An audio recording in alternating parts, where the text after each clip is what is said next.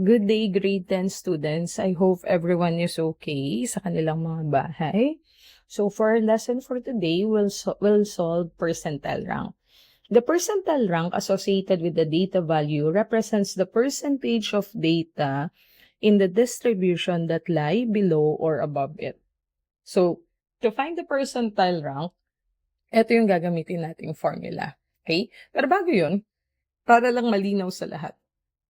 Kapag sinabi mong percentile rank, diba lately, ang ginagawa natin, binibigyan ko kayo ng ungroup data, then pinapahanap ko yung measures of position. For example, pinapahanap ko si second quartile, 8th decile. Ngayon, ang gagawin natin, let's say,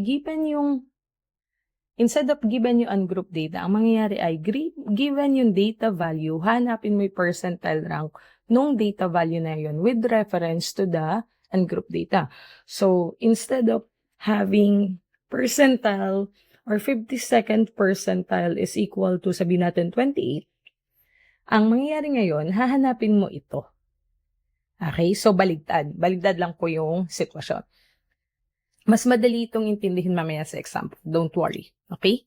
So, PR sub S, ito yung formula natin, is equal to 100 times quantity Y plus 0.5 times X all over N. Now, take note that PR sub S is the percentile rank from 1 to 99. So, ito po yun. Okay? So, S would be the score or data. So, kung ano yung data na given natin. So, instead of P of 52, ito ay magiging P R sub 28. Tapos, ang dapat makuha mo ay 52nd percentile. Okay? Ganun po yung mangyayari. So, Y would be the number of data points. So, ito yon would be the data points before or less than the selective value. So, ilan yung data na mas mababa? For example, dito sa sa 28. Then, dun naman sa X is the frequency of the data point or how many times the selected value show up. So, for instance, here, ilang beses or ilang 28 yung nandun sa ungroup data natin. Lastly is the N, which is the total number of data points. Alam natin yan. N is kung ilan yung data or ilan yung ungroup data natin. Okay? So, here, take note, percentile rank must be rounded up to the next integer. Laging round up yung ating rule. Okay? So, let's look at this example. Sheila obtained a mark of 85%. Now, take note, itong 85% na to ay percentage kasi ang sabi, yun yung raw data natin. Ito yung mismong data value natin. Baka malito kayo since may percentage. Hindi po ang sabi dyan ay yung mark ni Sheila ay 85% sa math or yung grade. Sabihin na natin grade ni Sheila sa math ay 85%. So, given that it is the 25th highest mark in a class of 250 students, so meron na tayong N agad, di ba? And that she is the only student who obtained this mark, what percentile rank is associated with her mark? So, with that, kunin natin yung S. S would be 85. Since yun yung score or data value natin, then we need to find the value of Y. Y daw is the number of data points before or less than the selective value. So, ilan yung data na mas mababa sa 85? Ang sabi, si Sheila daw ay 25th highest mark sa 250 student. So, that would mean there are 225 students below her mark. Kasi pang 25th siya, may 250 na students. So, minus lang yun. 250 minus 25, that would be 225.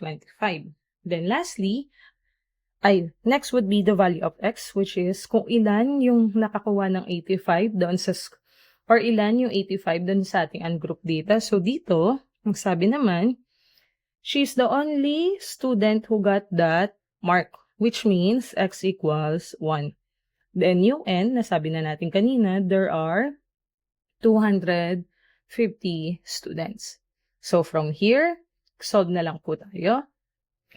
So, ito ang ating formula. Substitute lang po. You will have P, R, which is 85. Yung ating S is now equal to 100 times quantity Y, which is 225, plus 0.5 times x, which is 1, all over 250.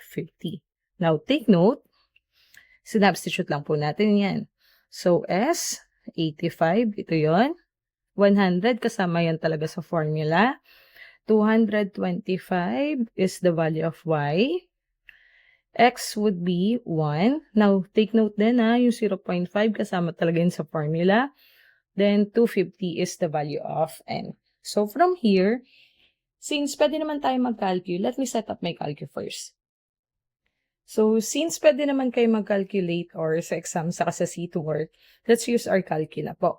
So, if ever walang fraction function yung calcu mo, pwede namang dumiretso. Start ka dito sa umpisa or sa gitna. That would be yung 200, GEMDAS, excuse me, lagi namang GEMDAS. So, 225 plus 0.5 times 1 all over 250. So, paano yun? Sa calcu, 225 plus 0.5 times 1. Ang makukuha ay 225.5. Then, divide mo daw yan sa 250.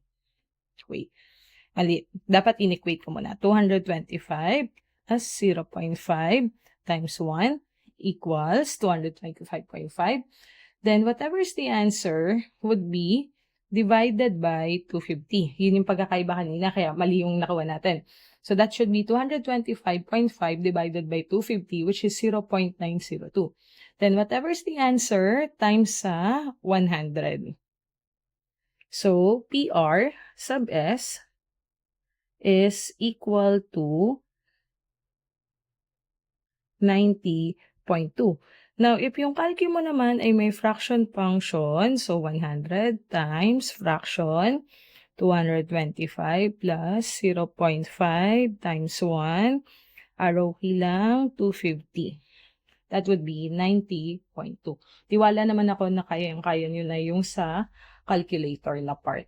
So, you know now na PR sub 85 is equal to 90.2. Now, take note of the reminder, ang percentile rank daw ay laging rounded up to the next integer, which means this should be 90. Instead of 90.2, ang gagamitin natin ay 91.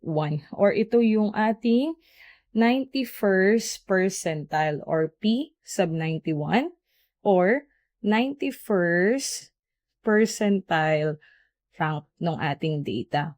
So, kapag in-interpret mo siya, ibig sabihin, eto dahil lang localized lang to. Dahil dito, alam natin na isa lang yung student na naka-obtain ng mark na 85%. So, automatic, there are 90%